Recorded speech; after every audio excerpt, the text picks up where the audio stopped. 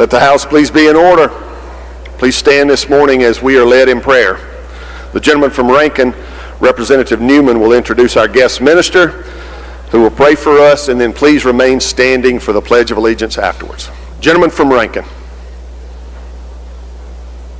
Good morning. I'd like to introduce a good friend of mine from Pearl. He's a minister at Cornerstone Church in Pearl. His name is Kirby Ware. Good morning. Let us pray. Eternal God, our Father, we do come before you this morning, and we first acknowledge you as our Lord and our Master. And God, we come before you, Father. We want to say thank you for these, our lawmakers. And we know, God, that the weight and that the load of what they do is heavy.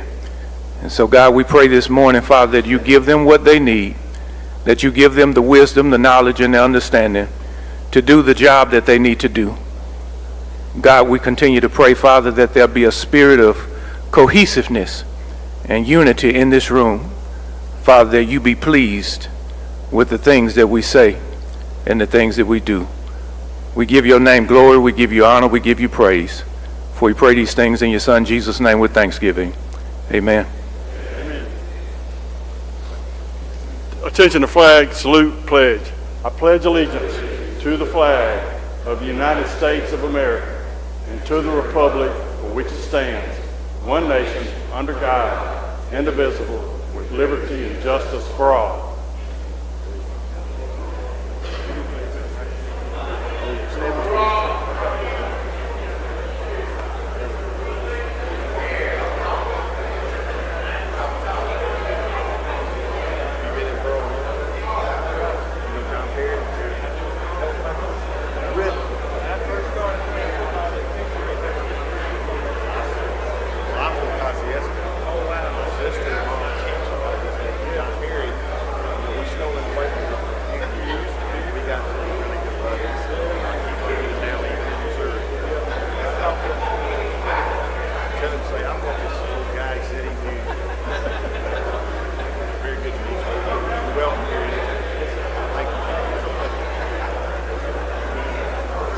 Open the machine, Madam Clerk.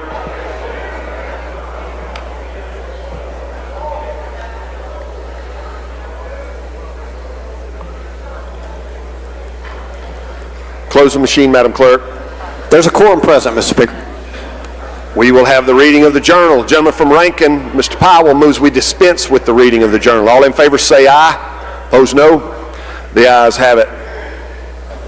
Report of select committees.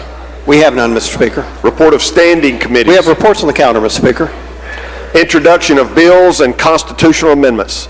Gentleman from Marion, Mr. Morgan.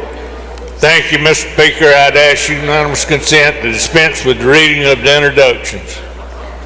Is there objection to this? Hearing none, Mr. Clerk, we will follow that procedure. Resolutions, petitions, memorials, and other papers. We have none, Mr. Speaker. Introduction of guests and visitors. Lady from Hines, Ms. Yates. Thank you, Mr. Speaker. I'd like to draw your attention to the South Gallery and introduce some of the leadership from our award-winning children's museums. We have with us Susan Gerard, President and CEO, Sarah Skelton, CFO, and Barbara Zeller from the Meridian location. She is the Executive Director there. The Mississippi Children's Museum was recently awarded the number 4 spot for children's museums in the country by USA Today. And on your desk, each of you should have a packet with tickets to both the Jackson and Meridian Children's Museums in there. If you could all help me make them welcome. Welcome.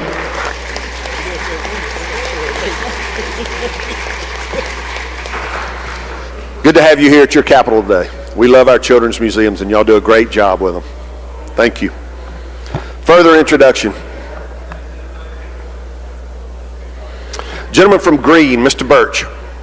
Thank you, Mr. Speaker. Ladies and gentlemen of the House, I think he'll get some recognition in a minute, but a friend of mine in the North Gallery, Mr. Gavin Knowles, I'd like for y'all to make him welcome. He's in my church small group. He's a leader in his school and community, and he's got a bright future ahead of him. You might even see him here in this chamber someday, so make him welcome. Very good. Welcome, gentlemen. Gentleman from Washington, Mr. Hines. Thank you, Mr. Speaker. Introduction. I'd like to ask the House to help welcome my dearest cousin and my dentist from Greenville, Mississippi, on behalf of Representative Bailey and myself, Dr. Tyron Michelle Higgins. Please make her feel welcome. Welcome, Doc. Good to have you here. As I see her up there, gentlemen, I see to her left on the back row, top row up there, the top two guys in Kosciuszko. I don't know who's running the show back home today, but I see our mayor of Kosciuszko, Tim Kyle, and I see our chief of police, Greg Collins. So good to have you gentlemen here with us today. Appreciate you both very much. And the fine mayor of Ocean Springs there. Good to see you, Mayor. All right, I believe we have a special guest. Who's going to introduce our special guest? Vice Chairman of Rules. While he gets there, gentleman from Rankin, Mr. Yancey. Thank you, Mr. Speaker. With us today, we have 11 members in the South Gallery of the Mississippi Dental Association, including 9 past presidents. Would you dentists please stand and let us recognize you? Everybody open wide.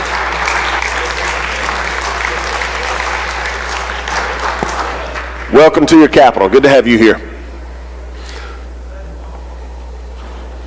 All right, gentleman from Holmes, you're recognized.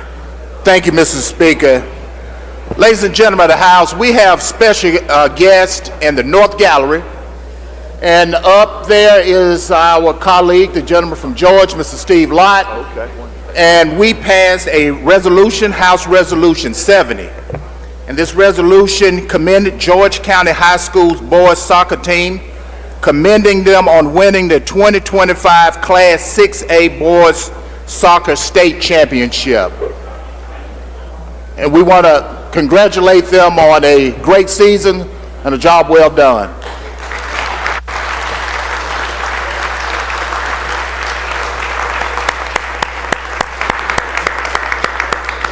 Congratulations, guys and coaches. You're to be commended on a great season, and you've represented your school and your families and your communities very well. You're to be commended for that. Welcome to your capital today. It's good to have you here to celebrate your championship. Thank you.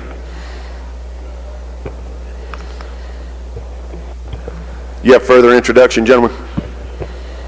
Yes, Mr. Speaker, we have another special guest, and I think we're waiting on them to come into the gallery. Okay. We'll bring you back maybe when they get here. Thank you, Mr. Speaker.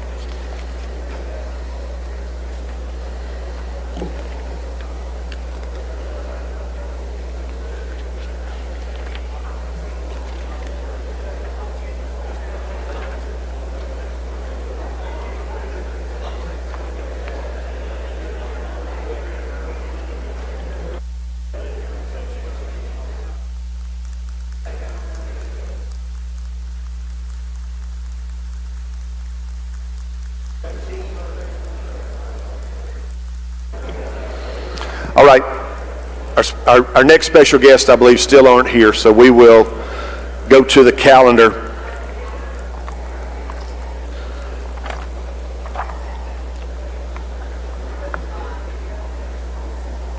I don't see any conference reports filed. Gentleman from Rankin, Mr. Yancey.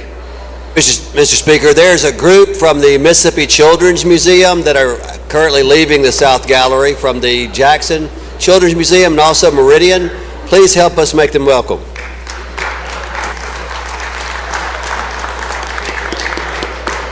We had got them before you got in here, gentlemen, but very good.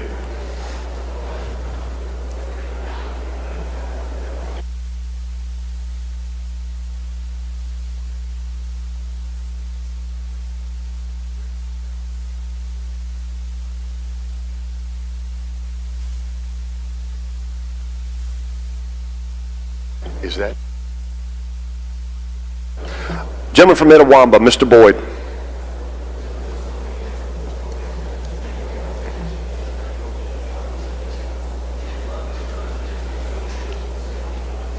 Thank you, Mr. Speaker.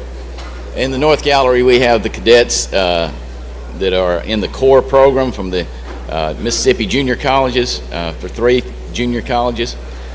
Core is candidates on rapid entry. They have an opportunity to go into our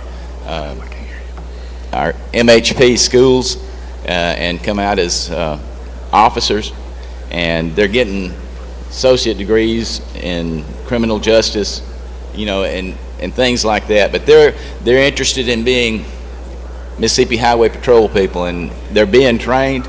They're an awesome group. They come from Itawamba Community College, East Central Community College, and Mississippi Gulf Coast Community College, and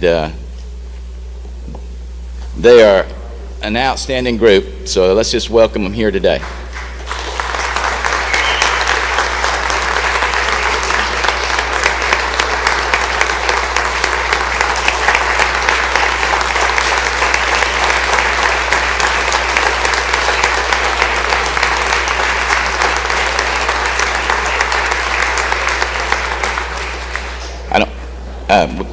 Major Lieutenant Colonel Ivory is accompanying him today, so he's with them and helping them succeed. Thank you.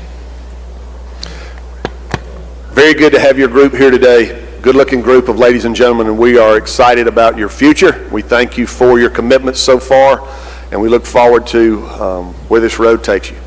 Thank you for being at your capital today.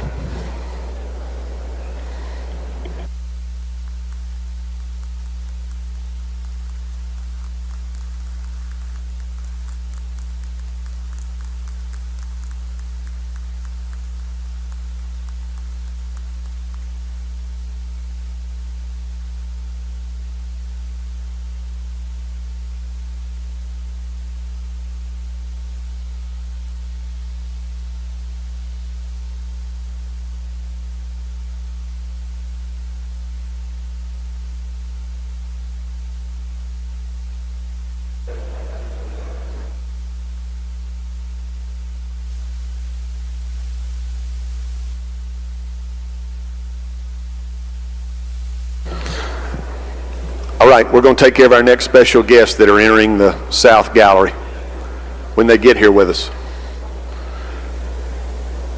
I see a shiny trophy up there.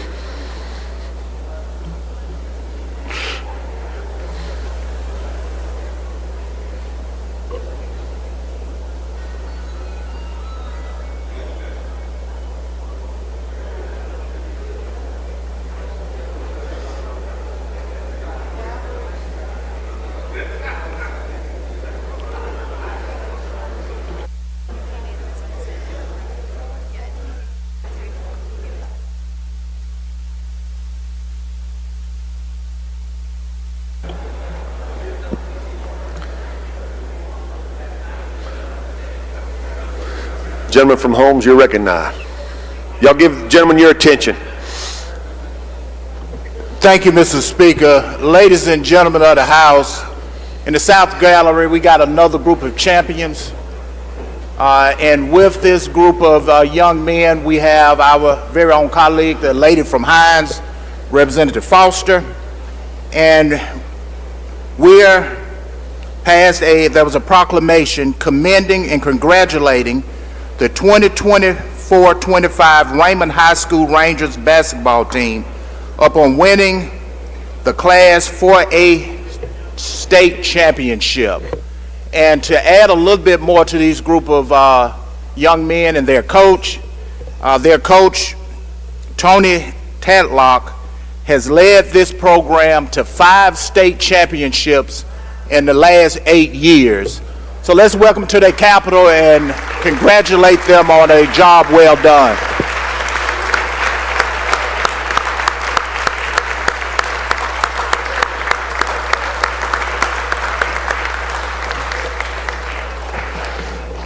Congratulations, young men and coaches as well, on a great season. You've represented your school, your community and your families very well, and you're to be commended for it. I wish you all the best in the future, and thank you for being here at your Capitol today. It's a good-looking group, Coach. Thank y'all for being here.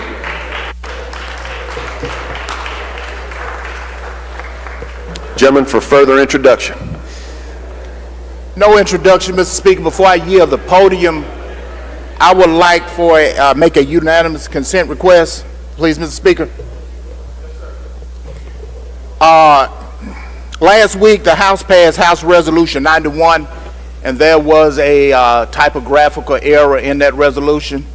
It was actually misnumbered, so I'm making a unanimous request that on line 16, we delete the number 14 and insert in lieu of the number 13.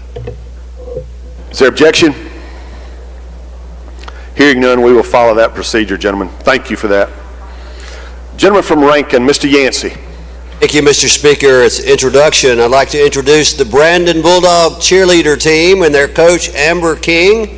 They have won the National Cheerleading Association National Championship for a record-breaking 6th time, and this is the first time in the 75-year history of NCAA competition to win back-to-back national grand championships.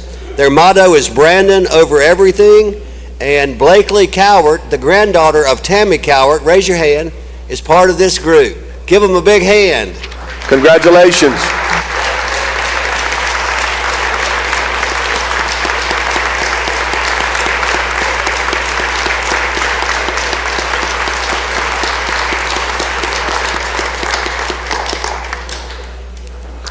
Now we know why Brandon football is so successful. Congratulations, Coach, and ladies, on a great year. You've represented your school and community and families very well, and you're to be commended for it. Thank y'all for being here at your Capitol today, and you're welcome anytime. Congratulations, Coach.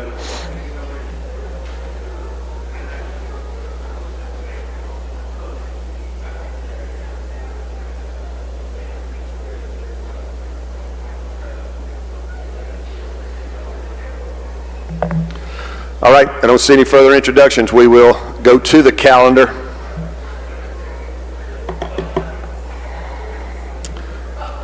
Concurrence, non-concurrence calendar. Lady from Amit, Miss Cockerham. She passes.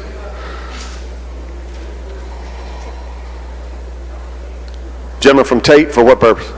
You're here at the well.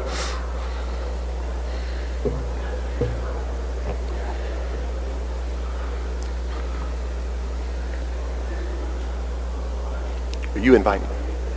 Mr. Speaker, thank you. I go to item 6, House Bill 1201, move that we invite conference. All right. Gentleman goes to item 6, House Bill 1201 on concurrence, non-concurrence calendar, and his motion is to invite conference. See no one seeking recognition to speak to the motion. Question occurs on the gentleman's motion to invite conference. If you favor the motion, indicate by saying aye. Opposed, no. The ayes have it. The ayes have it. The next item, Mr. Speaker, will be item 10, House Bill 1341, move to invite conference. All right, gentleman's motion on item 10, House Bill 1341, is to invite conference.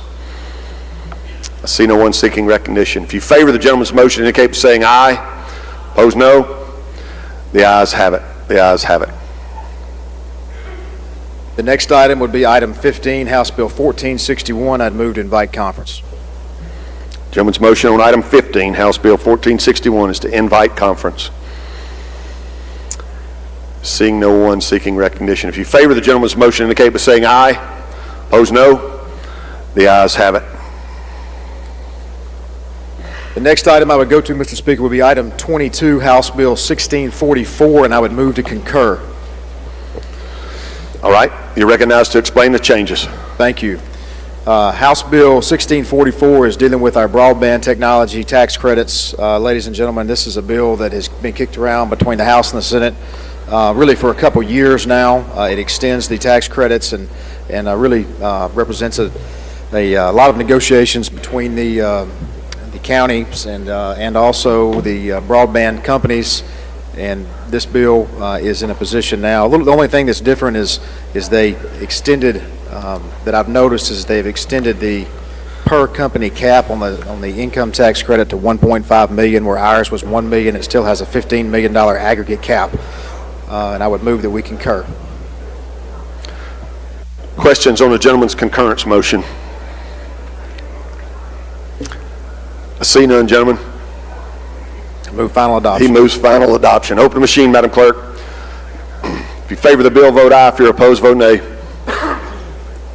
Has everyone voted? Has everyone voted?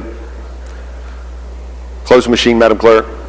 By vote 120 yeas, 0 nays, the concurrence motion is adopted. Gentleman from Covington, Mr. Sanford, for what purpose? Thank you, Mr. Speaker. On the calendar, item number 17.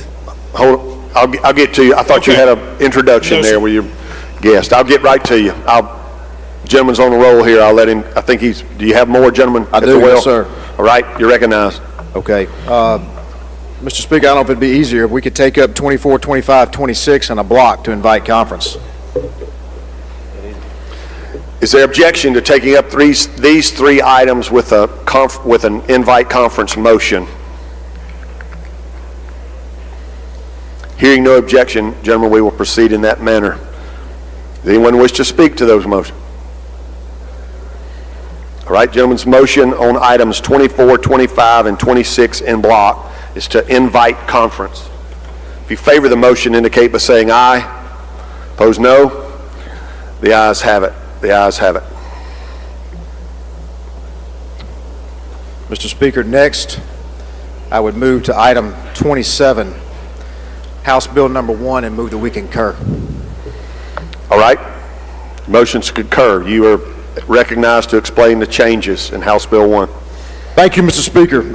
In the Senate changes in House Bill 1 was an approximate 14-year tax elimination of the income tax, 4 to 3 over 4 years automatically, 3 to 0 by way of the Senate's trigger language that they put in the bill. It reduces the grocery tax from 7 to 5%, increases the fuel tax 9 cents on the excise tax, and indexes that going forward. A portion of that would go to the Office of State Aid. A portion of that would also go to the multimodal fund at MDOT, and then it also includes PERS language, the 5th tier that the Senate created, as well as some other PERS reforms for future hires and the like. And Mr. Speaker, that is my explanation.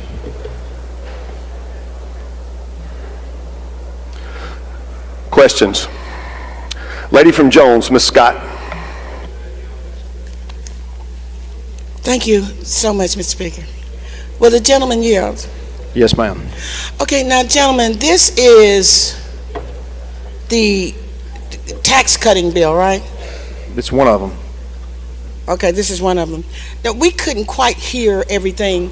You said that we put a trigger in this bill. Can you explain that? The Senate did. Is the trigger in this? Yes. Can you explain that? I'd be glad to. It's a trigger that looks at how much the growth of revenue versus the growth of spending over the, I guess, 4 years out, really beginning in 2030. And it goes when the tax rate would go from 3 to 0. And if that trigger is met, then the income tax rate would be brought down anywhere from 0.2 tenths to 0.3 tenths for that year. Okay, and then there was another change. What was the other change you said that you want the House to concur on that the Senate did?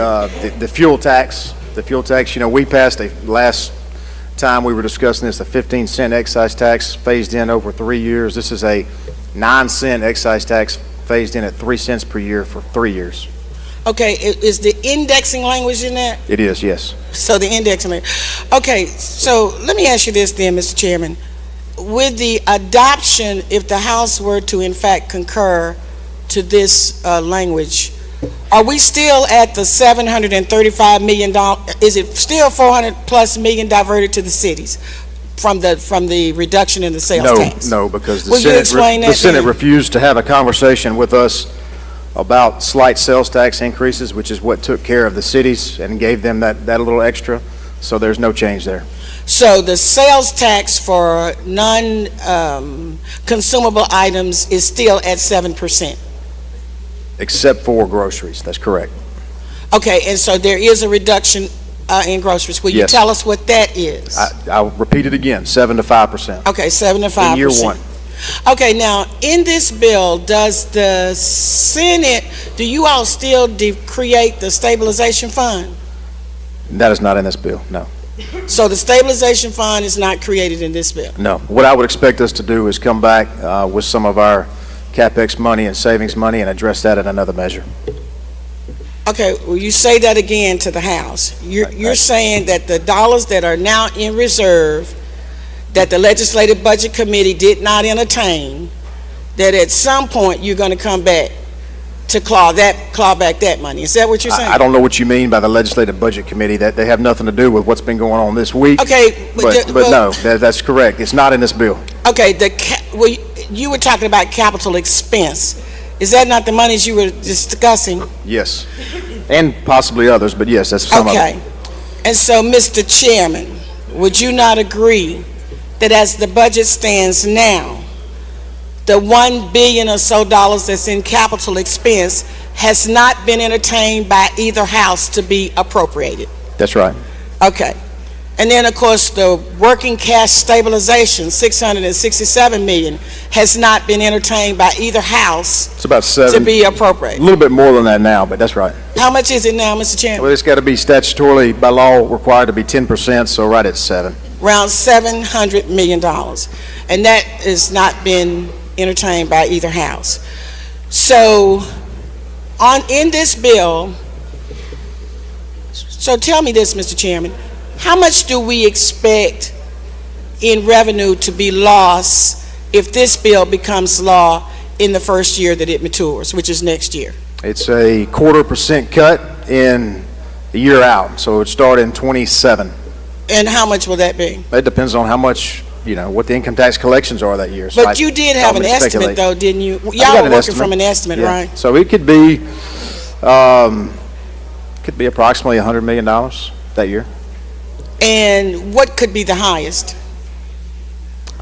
That's my best estimate at this point. Okay, so $100 million with the new tax. Yeah. And then with the existing 22 tax, I believe you said to us the other day, whatever day it was, that would be $166 million, right? Or something like that. I don't think I said that, but you may have seen that somewhere. Well, then why don't you tell us, Mr. Chairman? Well, which year are we talking about? We're talking about this year coming up. What will the 22 tax burden be in revenue loss in the 26-year rising? 2026. Yes. That's when the rate goes from 4.4 to 4. 4.4 to 4. And lady, maybe 150-ish. I don't know. That's a guess. It's just a guess based on the current numbers. So 150, and then the following year, which we would be in 27. And let me say this, lady. You're also, these questions are impossible to answer because I don't know if you're talking about, are we including growth? Are we not including growth? Because growth plays a huge factor in all of this. Well, gentlemen, when we debated the other day, we couldn't even agree on what growth would actually be. Yeah. So we, it would be hard to discuss it. I guess my last question to you would be on the trigger. Now, under the rules of the House, did we vote on a trigger at any point in this? Lady, I've been working on this a long time. Seems like back in 2021, we did have one bill that had some trigger language in it, but we've passed more income tax elimination bills out of this body in the House over the last 10 years than I can really count at this point in time. So yeah, this has been a major piece of policy and a major position for the House of Representatives for a number of years now.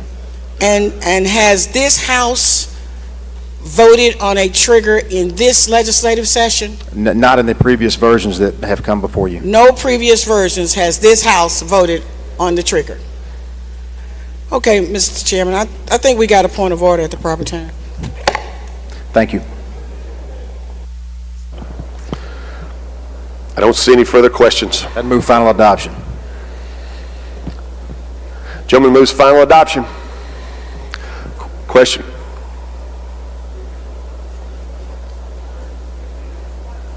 No, you don't. Lady from Jones, Ms. Scott, for what purpose? Mr. Speaker, we have a point of order that a code section was added, code section 27-7-5. This was not included in House Bill 1 as it passed the House. You can bring your point of order in writing. We'll suspend business shortly. All right, thank you so much. Thank you so much, Mr. Speaker. I'm just right on, thank you.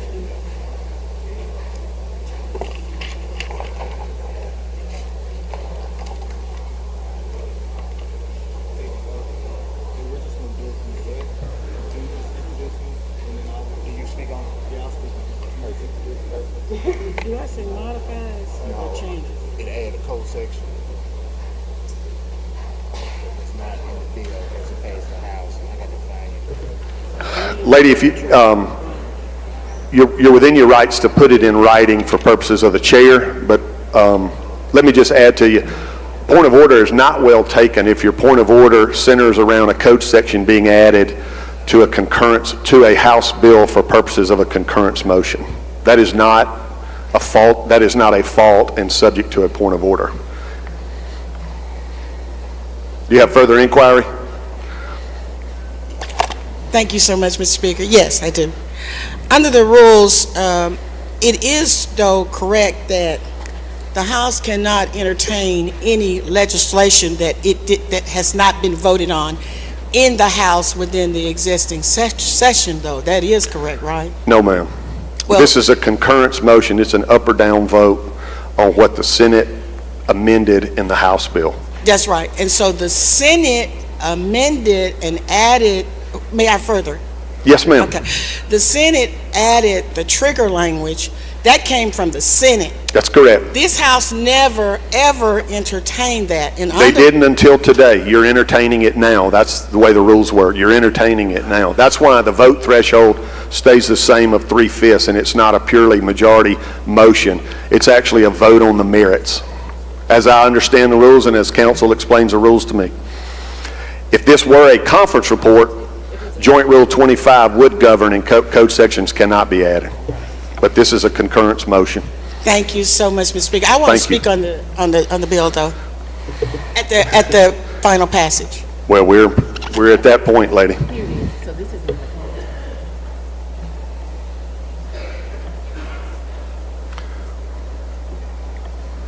Lady wishes to speak on the bill, on the concurrence motion. All right. While we're waiting on the lady from Panola, Ms. Jackson, for what purpose? Introduction, Mr. Speaker. Yes, ma'am. You're recognized. Ladies and gentlemen of the House, if you would please help welcome some true women of substance, some ladies that are of high esteem, that serve in various capacities within the state of Mississippi. On the behalf of myself and Representative Angela Carkerham and Representative Grace Washington, we would like to welcome the distinguished ladies of Alpha Kappa Alpha Sorority Incorporated. Welcome them to their capital, please. Thank you. Welcome.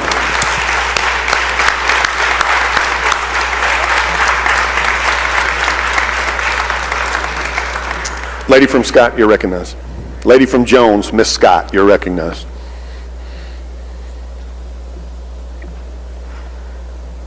Thank you so much, Mr. Speaker. Ladies and gentlemen of the House, I don't know how many of you heard the interview that the Lieutenant Governor gave on last night with WJTV. And he told the state of Mississippi, he said, I don't know if the people recognize that 2/3 of our budget comes from the federal government. He said, I don't think the people know that, you know, we got $7 billion that we're generating. 13 or 14 billion is coming from the feds, and then whatever the extra is. But what was interesting, what the Lieutenant Governor went on to say, was that he expects cuts, and he said when the cuts come because of the action that would take place at the federal level, He said, y'all will have to make decisions because y'all, the legislature, that's your job. You need to go back and listen to it. He said, that's our job. So the reason why I came up here to speak to you, really, because this is the last time we'll entertain this, is so that you will know that when the cuts come and you come back in here, the gentleman just told you about how much money that you have available to you. About $1.6 billion, and that's, but that's being generous. And that's if they don't spend anything out of it this time. And we know that they will. Because even your projects are going to come out of the capital expense. So we know we're going to spend money out of it. But ladies and gentlemen, one program that you have, which is your Medicaid program, if they cut it 25%, you will see a $2 billion shortfall. If you don't spend a dime of that 1.6, you can't make it up. But you know what else you did in this? You didn't put a dime back in your stabilization, which they said they were going to do. They took away the tax increase to try to make up some money to divert to the cities. And you got a train wreck coming to you from Washington, D.C. Now, if you don't deal with but one program, and that's your state health care program, which is Medicaid, you're going to either be $2 billion or $3 billion short. Now, I'm telling you this, because when we come back up here next year, you know I'm going to come up here and remind you of what you did. So think about this, Mr. Speaker.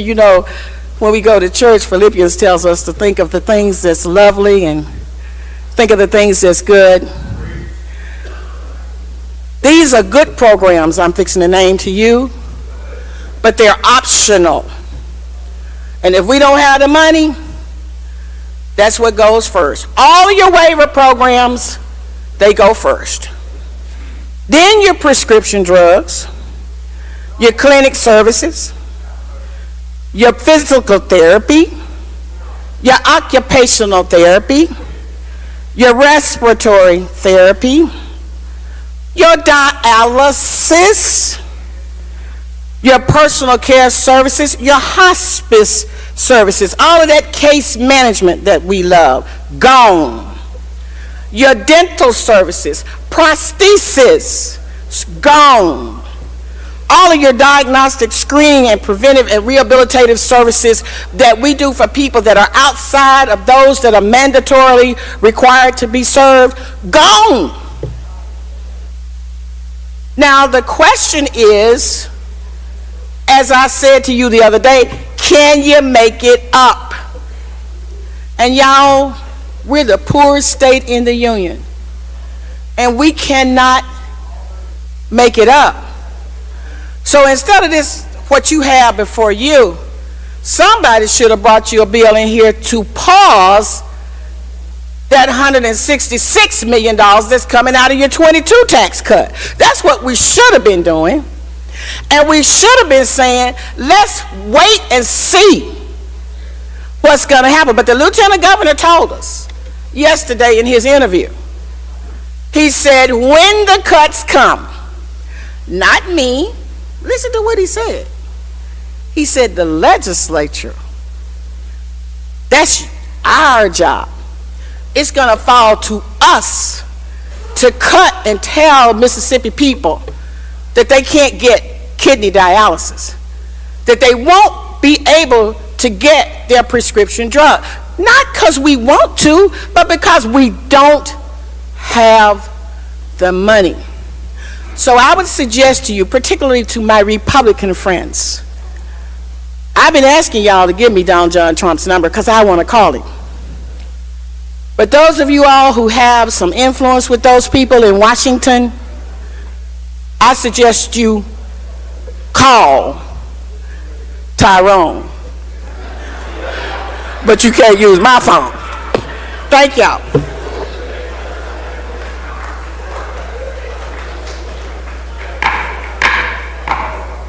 Let's maintain order. All right. My board's lit up. I don't know if those are introductions or individuals desiring to speak on this legislation and this concurrence. Gentleman from Washington, Mr. Hines, for what purpose? Speak on the bill, Mr. Speaker. You're recognized.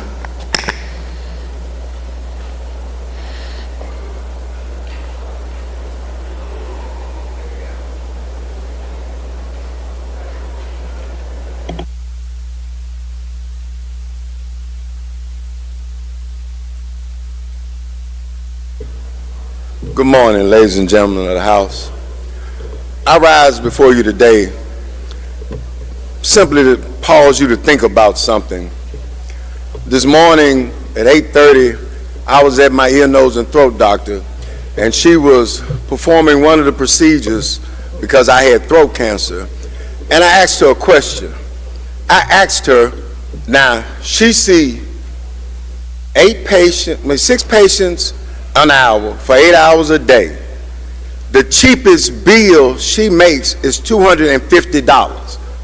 So you do the math. Her practice that has 4 doctors, she averages over $2.3 million a year, and there's 4 of them in the practice. So I believe she is well off. I asked her, did she believe the tax cut that we were debating, because we have these lengthy conversations, was a good step? And she said to me, no. How can a state as poor as Mississippi afford to do something like this, and we have so many shortfalls? I said, And I do believe we ain't on the same side of the aisle, but we agreed. What was very interesting to me, while the gentlelady was talking about just the health care, I began to think about the educational institutions that we have in this state. And some of those institutions, right now, when they say we are flush with money, I've heard this before from this very podium, flush with money. Just in case you don't understand me, flush, which means to the top, with money. And all of us understand what that means. We have institutions where children do not even have dormitories to go to school in.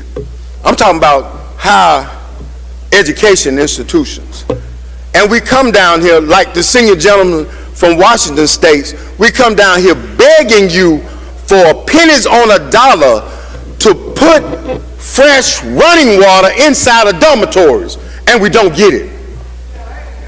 We come down here asking you to help take care of cities that don't have roads and bridges, and we don't get it. There's a police academy inside of this state that the cadets have roofs falling in over their heads and running raw sewage through the building. But they're supposed to get an education and learn how to be good law enforcement officers in those type of conditions where we have a shortage of law enforcement officers. Let's talk about this. Let's be for real. Now, I'm for people having their own agenda and their own policy, because I got my own agenda. I want to see little boys and girls who look like me aspire to be in a building like this and have good role models in front of them who have backbones and will stand for them, so they understand that this state can go forward and not go back. I listened to a speech the other day from a distinguished gentleman who got here by himself after the rights were stripped away from us in 1860, and it was 1960 before he got back here. And he chewed at the bone to make changes in education. So I'm standing today because I'm concerned about the educational system we have in this state. Because I'm going to tell you what's going to happen now. When the president signed that order dismantling the Department of Education, which he's been bragging about doing today, they're going to start sending block grant money to Mississippi for education. And you know what's going to happen. The same thing that happened in TANF, the same thing that's going on over there in MDA. The haves have and the have-nots continue not to get. The community block grants that go on in this state, that go over there to MDA, if you ain't in the right place or the right county, you don't get those funds. And if you get it in, they're minimal. And this is what they're going to do. They're going to take that block grant money and send it to your planning and development districts. They're going to take a chunk of it. Bam. They're going to take it and send it to these other organizations and their friends and them consultants. They're going to get a chunk of it. Boom. They're going to turn around, and you're always going to have somebody who got this brand new idea, want to say it's some new kind of book or some new kind of computer that's supposed to enhance educational service in this state. They're going to get a chunk of it. Boom. Then when you get down where we were spending $6,000 to educate a kid, you might have $2,500 to $3,000 educating kids. Now, where are we going to make up all that from? Now, I don't know about you. I drive old beat up 1500 series Chevy. It's $58 to fill it up when the gas is cheap. Add a few more pennies to it, I'm subject to be at $75 when the gas is cheap.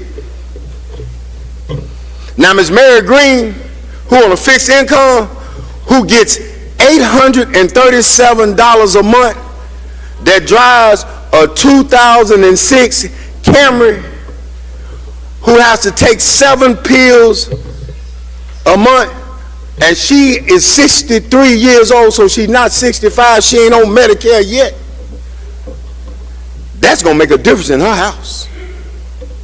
That's going to hurt her. That's going to cut her deep. Now, we're going to phase out the taxes on groceries, all right. But let me tell you something. You're going to be able to eat, but the price of your toilet paper going to go up. The price of your dishwashing liquid going to go up. Your soap, you can eat, but you ain't going to be able to wash. You better think about this now. See, today is all good policy, but tomorrow, in 2 years, all us stand. This vote here, y'all better go out there and take the picture while you can of it being on the wall. This vote here, when them cuts come, and the gentlelady from Scott told you, it's the legislator's fault. It ain't the governor's fault. It ain't the lieutenant governor's fault. It ain't the speaker's fault. It's the legislator. Just in case y'all don't know, that's y'all fault.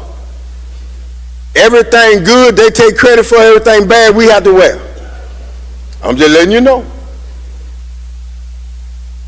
I am asking you to think and to pause, because the consequences of your actions today, the consequences will have a lasting effect for at least 20 years. Maybe 10 if we blessed, but at least 20 years. You need to think. You need to think, because the folks back home are depending on you to be good government stewards. I would request and ask that you vote no on this one, but you know, the torch and the burden is yours to bear.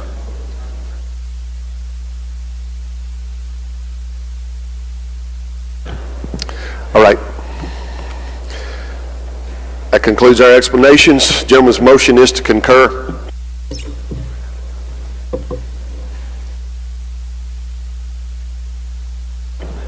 You wish to respond?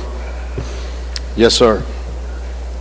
Ladies and gentlemen, I won't comment on those comments. The lady and the gentleman have a right. But I will say this. After more than 10 years of work by myself, Speaker White, former Speaker Gunn, Governor Reeves, the ladies and gentlemen of this body, the House members that have served with me over this time period, and even the good old Mississippi Senate, help me send House Bill 1 to the governor to be signed, and on behalf of all the hardworking men and women of our state and for our children's future, let's end the tax on work once and for all in the state of Mississippi. All right. Question occurs on the gentleman's motion to concur. Open machine, Madam Clerk. If you favor the motion, vote aye. If you're opposed, vote nay.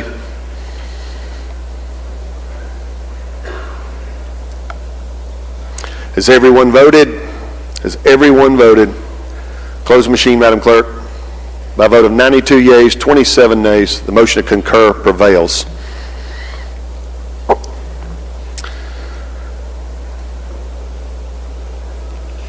I believe that we have a few more items. I see several folks seeking recognition. Before we move on in the calendar, I believe the gentleman from DeSoto, Mr. Hall. Introduction, Mr. Speaker. Yes, sir, you're recognized.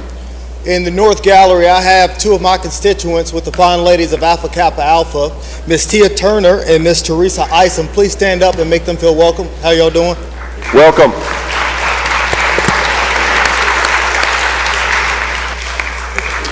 Gentleman from Washington, Mr. Hines.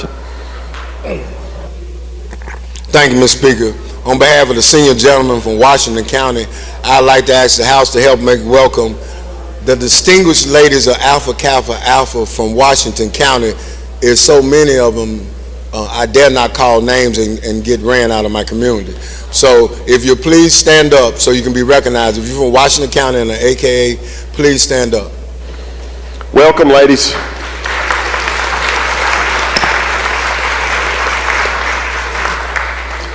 All right, I see we've got several folks seeking recognition, maybe for purposes of introduction. At this time, I'm going to recognize Vice Chairman of Rules, gentleman from Holmes, senior gentleman from Holmes, as well as the DeSoto delegation for purposes of introducing our special guest. Y'all give the gentleman your attention, please. Gentleman from Holmes. Thank you, Mr. Speaker. Ladies and gentlemen of the House, we have another very special guest here with us today. Mr. Speaker, I'd like to recognize the gentleman from DeSoto, Mr. Hall, to recognize our special guest. Gentleman from DeSoto, you're recognized. Thank you, Speaker. Thank you, Mr. Chairman. I ask for Deputy Brian Brock in DeSoto County Sheriff's Office to please come up with me. DeSoto delegation, if y'all are here, please also come up with me. As they get here, I will ask for the clerk to read a portion of the resolution, House Resolution 87. Gentlemen, she doesn't have it.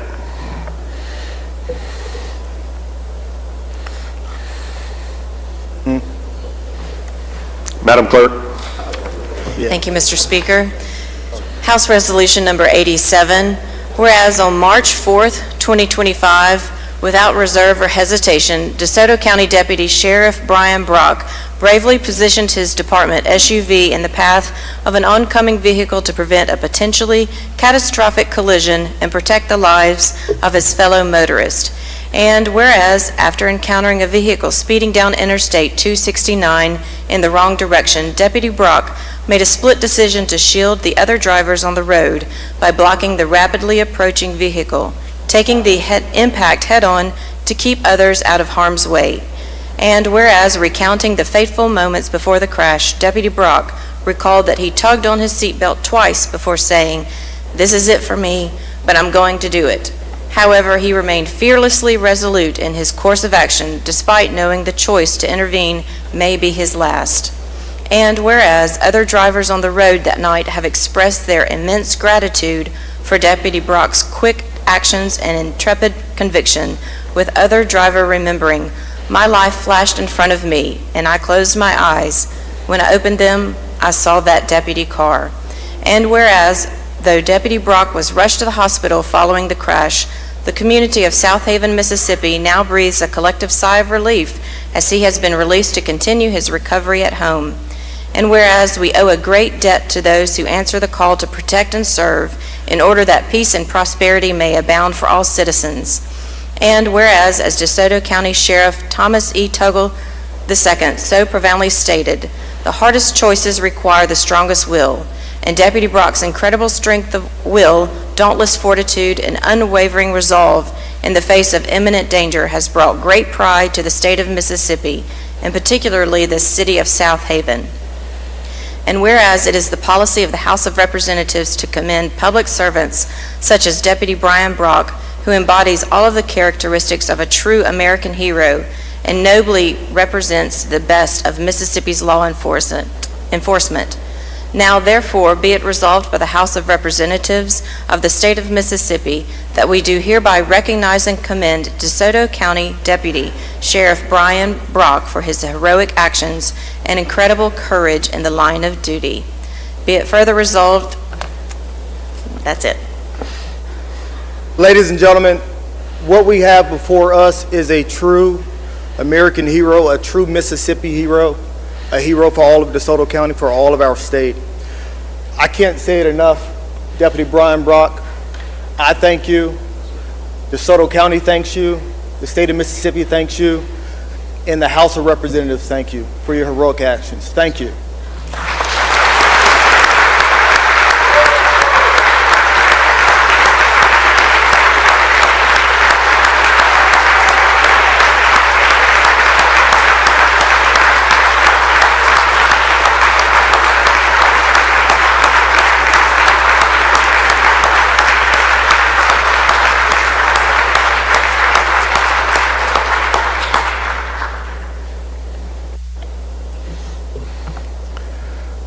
Thank you, Mr. Speaker. I yield. Thank you, gentlemen. Deputy Brock, thank you for your courage. You inspire us all. We appreciate your service in all of DeSoto County. Sheriff, thank you for being here today and letting us honor one of your own. We thank you for the job that you do, and you remind us certainly of that thin blue line. Thank you for being here today.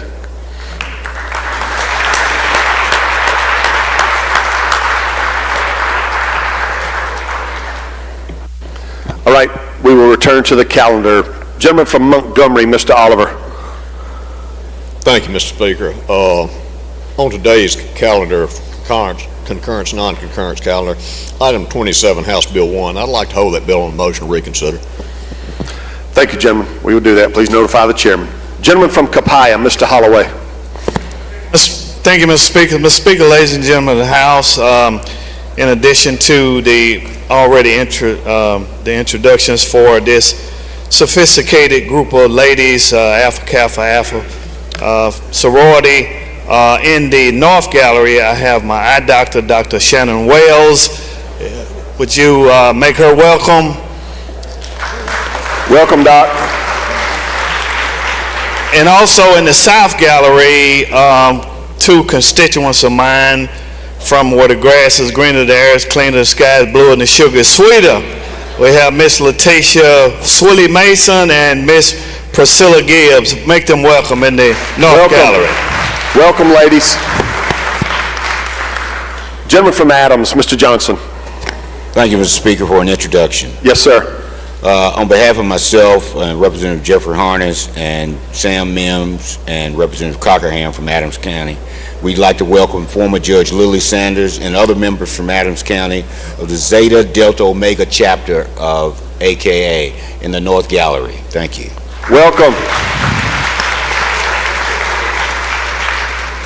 Gentleman from Warren, Mr. Denton.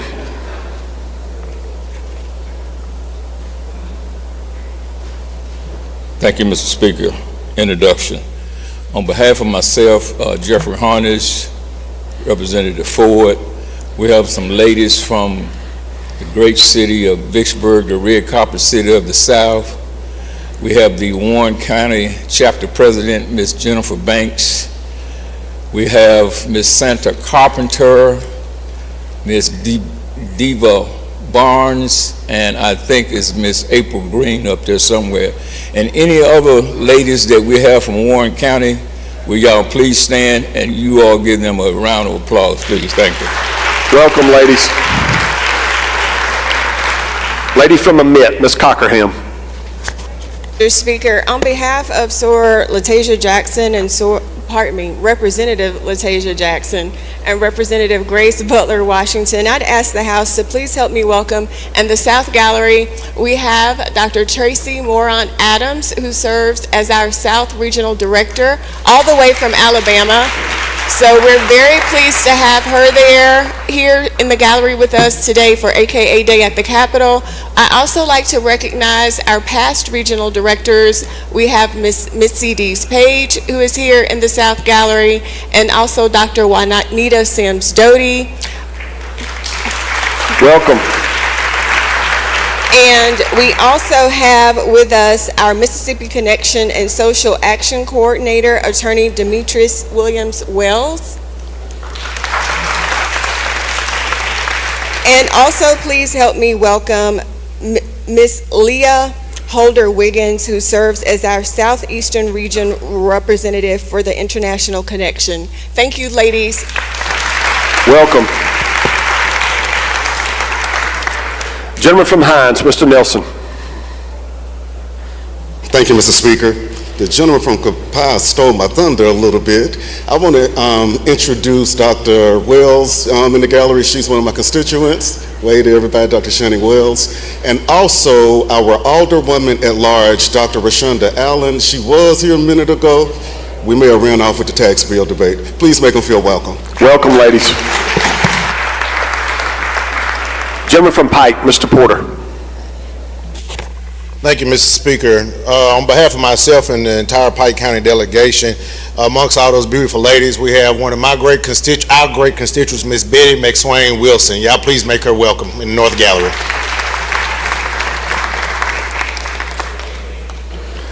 Lady from Humphreys, Miss James Jones.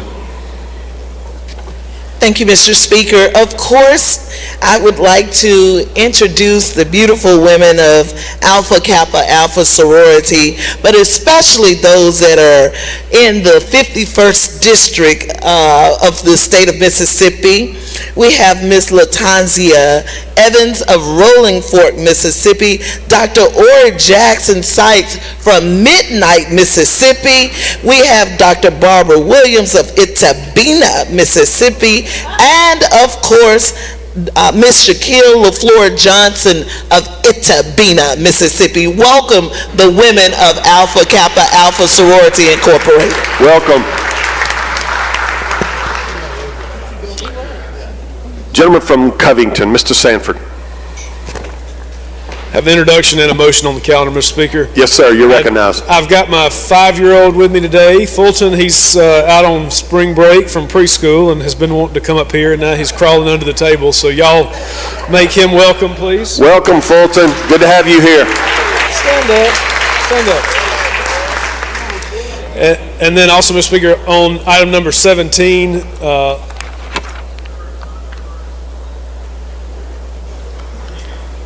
back on, thank you. Item number 17 on the concurrence, non-concurrence calendar, House Bill 811, would move to invite conference. Gentleman's motion on item 17, House Bill 811, is to invite conference. Anyone wish to speak to the gentleman's motion? Question occurs on the gentleman's motion to invite conference. If you favor the motion, indicate by saying aye. Opposed, no. The ayes have it. The ayes have it. Gentleman from LaFleur, Mr. Osborne. Mr. Speaker, introduction. Yes, sir.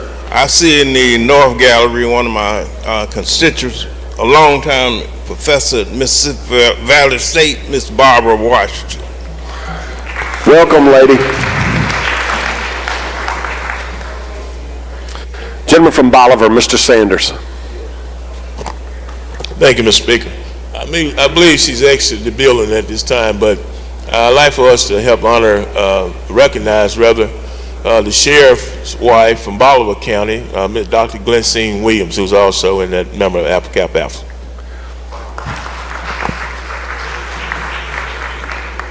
Gentleman from Warren, Mr. Ford. Thank you, Mr. Speaker. On behalf of the Warren County delegation and the South Gallery, we have two people from Warren County, Michael Jones and Matt Hendricks from Helping Hand Pharmacy. Please help make them feel welcome. Welcome.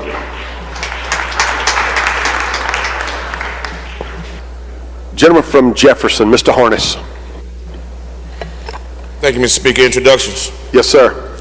Mr. Speaker, I have again with me present out of St. Louis, Missouri, my brother and his fiancee, Jeanette, my brother, Dr. John Harness, and his fiancee, Jeanette, present and visiting with us here today. Welcome to you both. Good to have you here, Doc. Lady from Amit, Ms. Cockerham. Thank you, Mr. Speaker. I'd like to go to item number 5, House Bill 1129, and move that we concur. All right, you're recognized to explain the changes. Thank you, Mr. Speaker. House Bill 1129, if the body may remember, this has to do with the Education Enhancement Fund for school districts. The Senate added an amendment that DFA will be authorized to receive the payments on approved loans from the Educational Facilities Revolving Loan Fund program. And also, further in the amendment in Section 2, the Department of Education is going to provide DFA with all Educational Facilities Revolving Loan Program terms of repayment and balances that are owed from the school districts. If a school district is in arrears on loan repayments, then DFA is going to notify the Department of Education of the amount that is owed by the school districts, and then the Department of Education will remit that amount to DFA and withhold that amount from the the future payments of the total funding formula to that particular school district. Lastly, I would just add, Mr. Speaker and ladies and gentlemen, that for sections 5 and 6 of this particular amendment of the bill, it talks about the effective dates.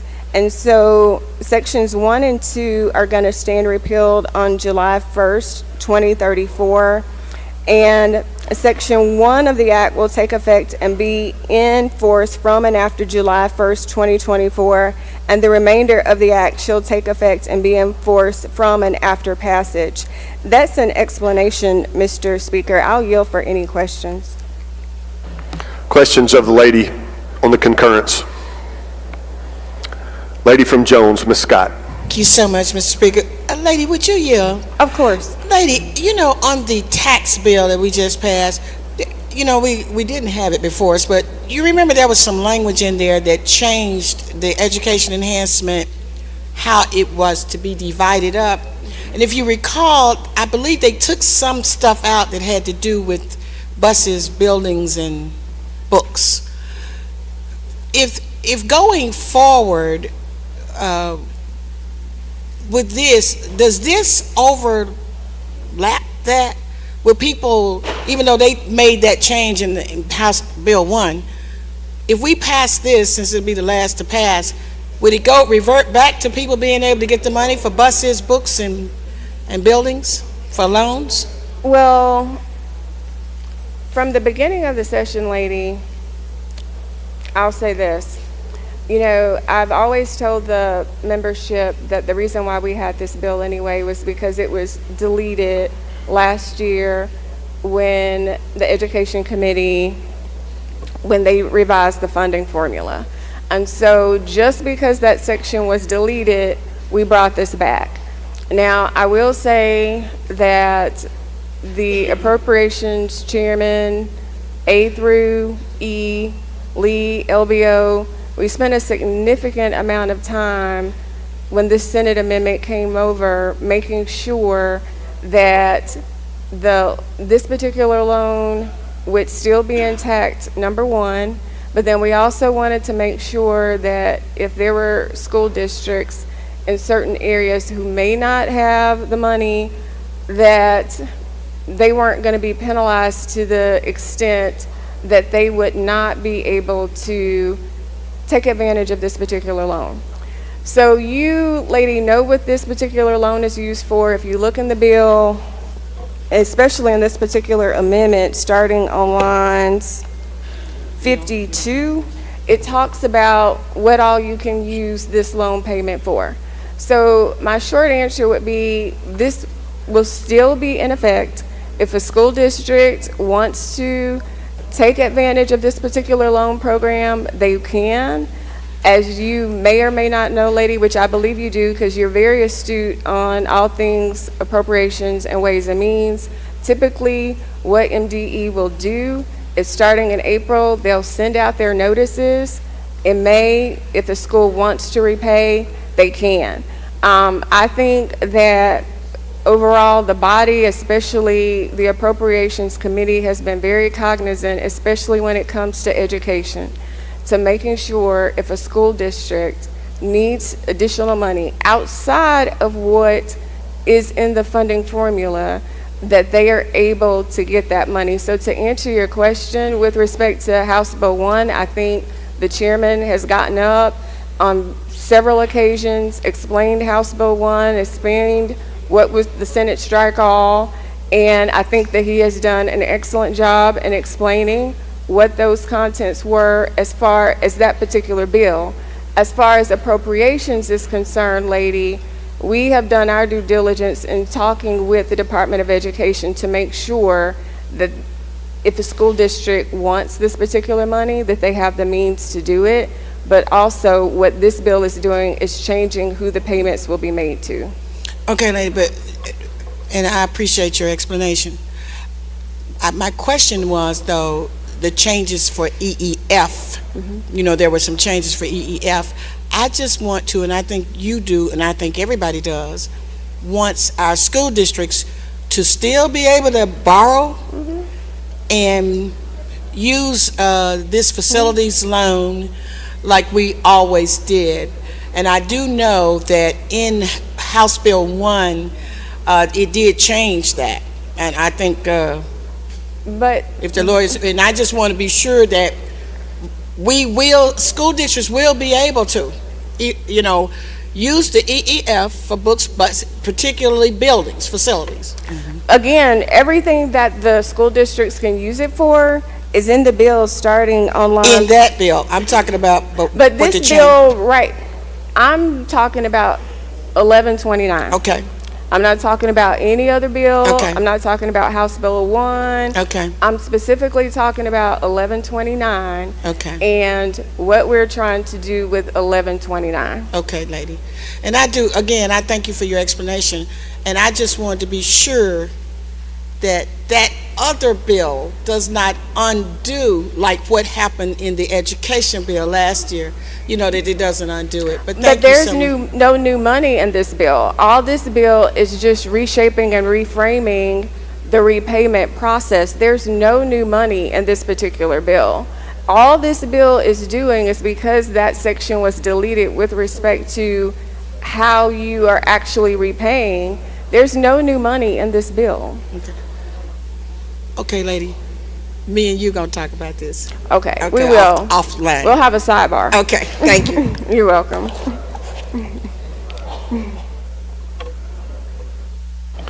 Further questions on the bill? I've got lots of names. No? All right.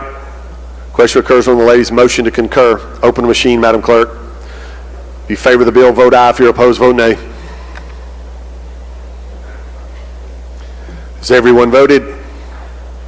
Has everyone voted? Close the machine, Madam Clerk. By vote 116 yeas, 0 nays. Bill passes. Next item, lady. Mr. Speaker, I'd like to go to item number 23, House Bill 1772, and decline to concur and invite conference. All right. Ladies' motion is to invite conference. Anyone wish to speak to that motion? Seeing none, the question occurs on the motion to invite conference. If you favor the motion, indicate by saying aye. Opposed, no. The ayes have it. Gentleman from Newton, Mr. Rushing. Thank you, Mr. Speaker. On today's calendar for concurrence, non-concurrence, item number 21, House Bill 733, would like to move to invite conference. All right. Gentleman's motion is to invite conference. Anyone wish to speak to that motion? Seeing none, the question occurs on adoption. If you favor the motion to invite conference, indicate by saying aye. Opposed, no. The ayes have it. Gentleman from Jackson, Mr. Geis. Thank you, Mr. Speaker, for an introduction. Yes, sir. Ladies and gentlemen of the House, if you will help me to make welcome in the South Gallery a group of wonderful students, parents and teachers from St. Alphonsus School in Ocean Springs, Mississippi. And along with them, we have the honor of having the County Supervisor, Troy Ross. Welcome. Let's make them welcome.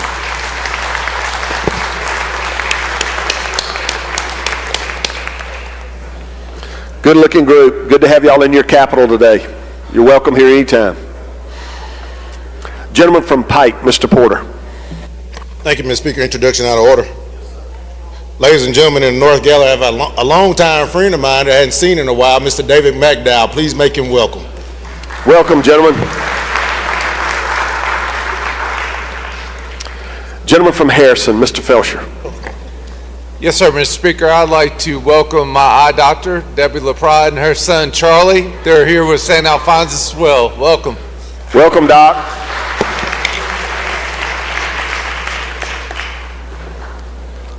All right, we'll return to the calendar. Gentleman from Union, you are recognized. Thank you, Mr. Speaker. I'd like to go to item 8, House Bill 674, and move to invite conference. Gentleman's motion is to invite conference. I see no one seeking recognition. If you favor the gentleman's motion, indicate by saying aye. Opposed, no. The ayes have it. The ayes have it. You're further recognized, gentlemen. Thank you, Mr. Speaker. I'd also like to go to item 11, House Bill 1062, and move to invite conference. Gentleman's motion on item 11, House Bill 1062, is to invite conference. If you favor the gentleman's motion, indicate by saying aye. Opposed, no. The ayes have it. Thank you, Mr. Speaker. I'd like to go to item 18, House Bill 1404, and concur. Move to concur. All right, you're recognized to explain the changes. Thank you, Mr. Speaker. This is our mental health bill where patients who are in acute psychiatric care are exempt from the pre-affidavit screening because they've already been screened by 2 professionals. And the change was a technical change where we changed the language from licensed as an acute psychiatric hospital to licensed hospital with a licensed acute psychiatric beds. That's an explanation. Questions? I don't see any, gentlemen. You move final passage? He moves final passage. Open the machine, Madam Clerk. If you favor the bill, vote aye. If you're opposed, vote nay.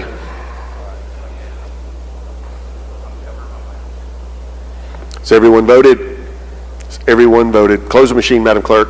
I vote 120 yeas, 0 nays. Bill passes. Any chairman have an item they wish to take up?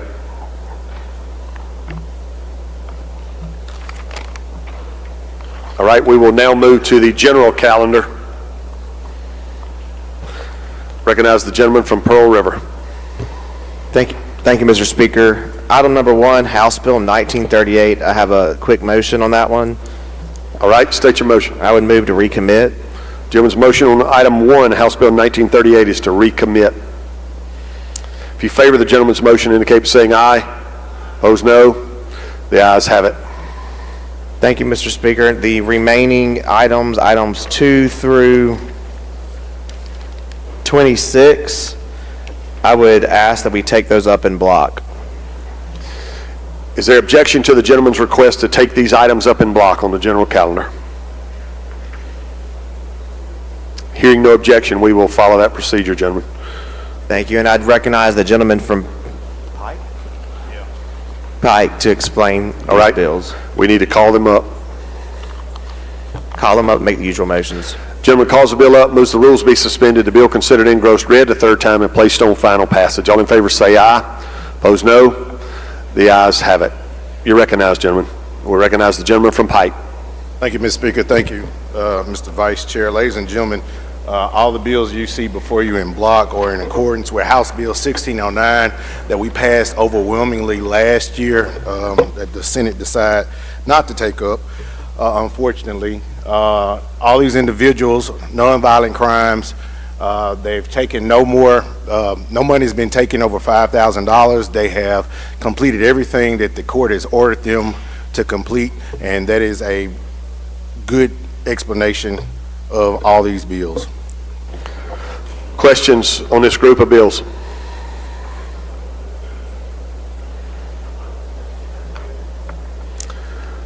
Yes, and if there was any, there are no no individuals in here who committed any sex offenses against children either.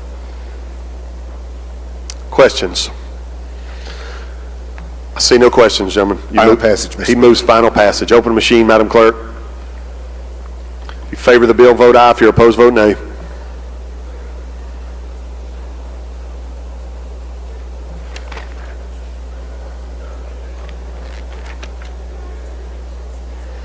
Has everyone voted?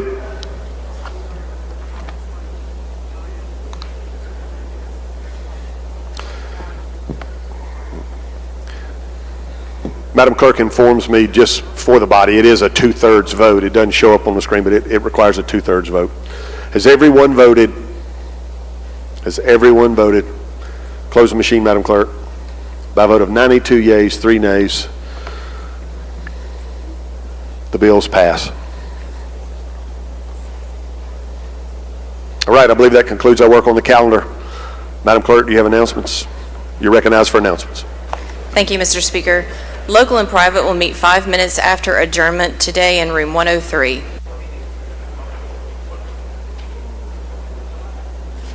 Mr. Clerk. We'll have page pictures immediately after adjournment.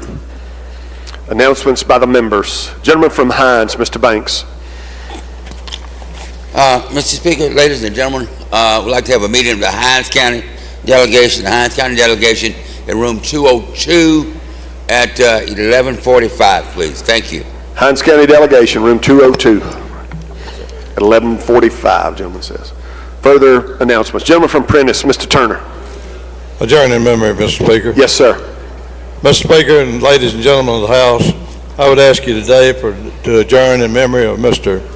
Patrick Henley from South Hill. He's one that passed out of due time. He was only 53 years old. He had a wife and 3 children. He worked for Mossy Oaks.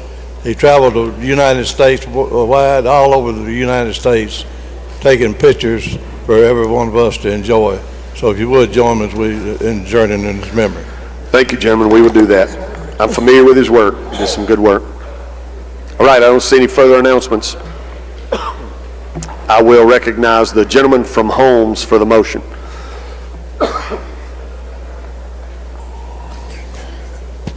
Thank you, Mr. Speaker. Mr. Speaker, I'd like to make a motion that we adjourn until 9 a.m. in the morning. Gentleman's motion is the House stand adjourned till 9 a.m. tomorrow. If you favor that motion, indicate by saying aye. Opposed, no. The ayes have it. The House will stand adjourned until 9 a.m. tomorrow.